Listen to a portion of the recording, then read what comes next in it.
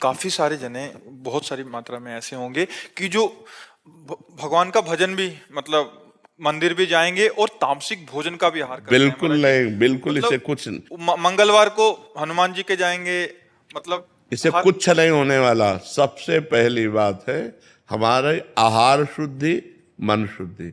देहाती भाषा में कहते हैं जैसा खाओ अन्न वैसा बने मन।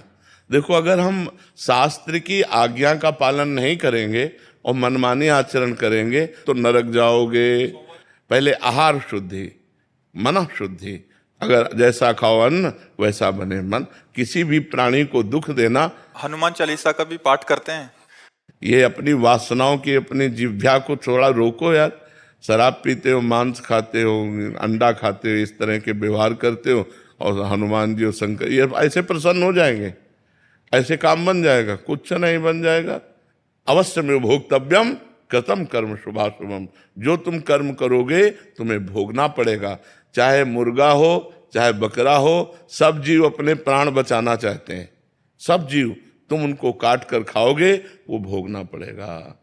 राम जी के रूप में भगवान ने यदि बाली के चरण में बाण मारा तो भगवान श्री कृष्ण के चरण में व्याध के रूप में उसने बाण मारा। देखो ना, लीला देखो। भगवान ने अंतिम अपनी लीला जो श्री कृष्ण लीला है वो यहां संपन्न की कि भगवान के चरण में व्याध जो है बाण मार रहा है। अब आप विचार करो, जब वो सरकार समर्थ होते हुए भी अपने लीला का लीला दर्शन कराते हैं। श्रवण कुमार के वध का संयोग बन गया दशरथ जी के हाथ से, शब्द वेदी बाण मार दिया। तो देखो उनका जो कर्म था वो तड़प तड़प के अपने पुत्र भगवान राम के वियोग में प्राण त्यागना पड़ा कि नहीं पड़ा? भगवान उसको मिटा सकते थे लेकिन भगवान नहीं मिटाते। अवश्य में वो भोक्तव्यम गीता जी में कहा है। इसलिए हमारी प्रार्थना है कि तमोगुणी भोजन का त्याग करो, सात्विक भोजन और संयम से रहोगे तो तुम में जो बल आएगा वो एक महान पवित्र बल होगा। आज बल नहीं दिखाई देता, चेहरे में कांति नहीं है, विचार में पवित्रता नहीं है। ऐसा नहीं, हम पशु नहीं हैं, हम मर्यादा से चलने के लिए हैं।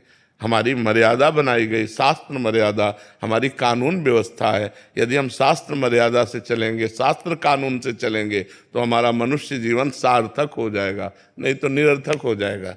जैसे आजकल बच्चे कहते हैं हम स्वतंत्र हैं। नहीं, स्वतंत्रता नहीं। माता पिता की आज्ञा की परतंत्रता, शास्त्र की आज्ञा की परतंत्रता, गुरु की आज्ञा की परतंत्रता, कानून की